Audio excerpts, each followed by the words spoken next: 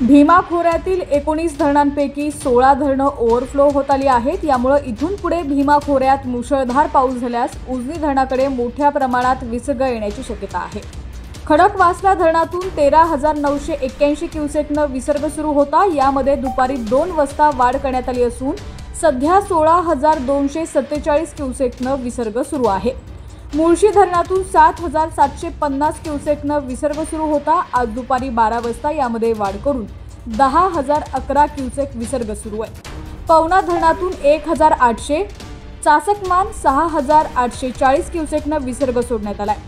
उजनी धरणात मिसळणाऱ्या दौंड येथील विसर्गात वाढ होणार आहे। सध्या उजनी धरणाची पाणी पातळी दुपारी 12 वाजता 67.51% झाली असून पुढील 2 दिवसात उजनी 75% आसपास जाण्याची शक्यता आहे।